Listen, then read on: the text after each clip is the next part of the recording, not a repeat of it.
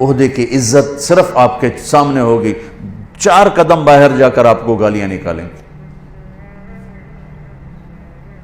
میں ایک جگہ بیٹھا تھا تو 2 آدمی میرے پیچھے بیٹھے تھے، تو ایک ہمارے علاقے کا بڑا آدمی انٹر ہوا، ساتھ نوکر حقہ اٹھایا ہوا اور بیگ اٹھایا ہوا، یہ دونوں نے تسبیح نہ اے فلانا اس کی ماں بہن ایک کر دی، اتنی گالیاں اس کو نکال۔ اور جب وہ قریب آیا، سردار صاحب آؤ نا، تشریف تو لے آؤ نا، وہ سردار دا کلہ ہور چو ہو گیا، میری تو بڑی عزت ہے، حالانکہ مجھے تو پتہ تھا کیا عزت ہوئی ہے۔ یہی آپ لوگوں کے ساتھ ہوتا ہے۔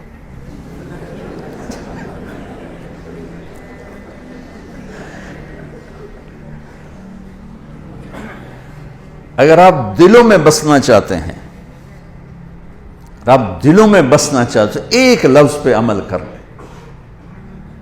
جانور بھی آپ سے پیار کریں گے، انسان تو انسان ہے، جانور بھی آپ سے ایک زبان کا بول میٹھا کر لیں، کتنے ہی کڑواہٹ ہو پی جائیں، پی جا ایام کی تلخی کو بھی ہنس کے ناصر، غم کے سہنے میں بھی قدرت نے مزہ رکھا ہے۔ سبحان اللہ۔ میرے نبی نے فرمایا، معاذ تمہیں ساری شریعت کا خلاصہ بتاؤں؟ اور کس کو کہہ رہے ہیں؟ معاذ بن جبل کون ہے؟ آپ نے کہا میری امت کے علماء کا جھنڈا معاذ کے ہاتھ میں ہوگا، اتنے بڑے آدمی، اور ان کو سمجھائے ایسے جیسے معصوم بچے کو سمجھا۔ معاذ تجھے پوری شریعت کا خلاصہ بتاؤں؟ کہ جی بتائیں۔ تو آپ نے یوں کیا، پہلے فزیکلی زبان نکالی،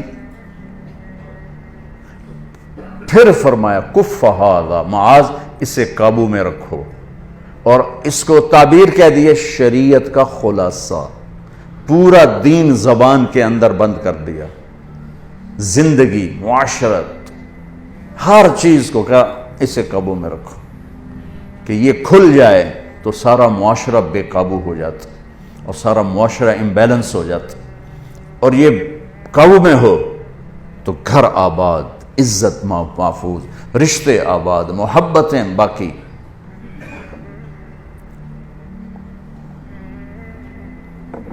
اور چونکہ یہ مشکل کام تھا تو یوں دکھا کے کیا کہ معاذ اپنی زبان پہ قابو رکھو۔ وہ کہنے لگے یا رسول اللہ انؤاخذ بما نقول، جو ہم بولتے ہیں اس کا بھی حساب ہوگا؟ تو آپ نے کہا تیرا بھلا ہو۔ وَهَلْ يُكُبُّ النَّاسَ فِي نَارِ جَهَنَّمَ إِلَّا حَصَائِدُ أَلْسِنَتِهِمْ، سب سے زیادہ جہنم میں دھکا دینے والی زبان ہوگی۔ میں حدیث پوری کر دوں، ادھر چلا تو چلتا چلا گیا، ایک نبی بھیج رہا ہوں، سبحان اللہ، لا یقول الخنا، جو کبھی ایسا بول نہ بولے گا جس سے کسی کا، دیکھو ہم نبی نہیں ہیں، ہم سے ہوگا، تو اللہ نے ازالہ رکھا ہے، اگر ہو جائے تو معافی مانگ لیں، میں قربان جاؤں، اللہ اکبر۔